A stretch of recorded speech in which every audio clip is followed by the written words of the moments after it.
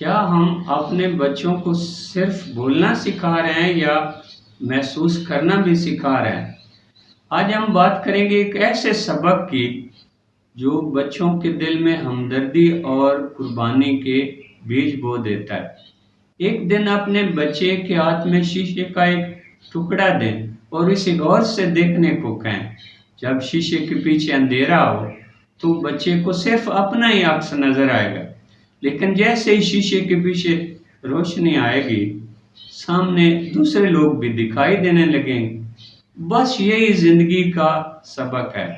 جب ہمارا دل خود غرضی کے اندھیرے میں ڈوبا ہوا ہو تو ہمیں صرف اپنی فکر ہوتی ہے، اور جب دل روشن ہو جائے تو ہمیں دوسروں کا دکھ، ان کی ضروریات اور ان کی خاموش تکلیف بھی دکھائی دینے لگتی ہے۔ قربانی کو محسوس کرنا سکھائیں۔ کسی دن والدین اپنی نگرانی میں بچوں کو ایک وقت کا فاقہ کروائیں، صرف سمجھانے کے لیے نہیں بلکہ محسوس کروانے کے لیے۔ بھوک کیا ہوتی ہے، پیٹ خالی ہو تو دل کیسا لگتا ہے، یہ وہ سوال ہیں جن کے جواب کتابوں میں نہیں، احساس میں ملتے ہیں۔ اسی دن بچے کے سامنے یہ فیصلہ کریں کہ اس کھانے کے پیسے کسی بھوکے بچے کی مدد پر خرچ کیے جائیں گے۔ بچے کو حقیقی مثالیں دکھائیں، ایسے بچے جن کے پاس نہ کھانا ہے، نہ سہارا، نہ کوئی پوچھنے والا۔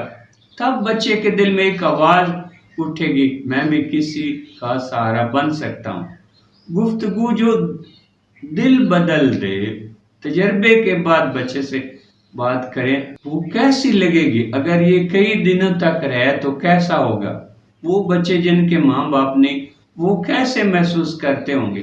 یہ سوال بچے کے دل میں انسانیت کی جڑیں مضبوط کر دیتے ہیں۔ ہدف صرف بھوک کا احساس دلانا نہیں، ہدف ہے بچے میں ہمدردی، قربانی اور انسانیت کا شعور پیدا کرنا، کیونکہ جو بچہ دوسروں کا درد سمجھ لیتا ہے وہی بڑا ہو کر اچھا انسان بنتا ہے۔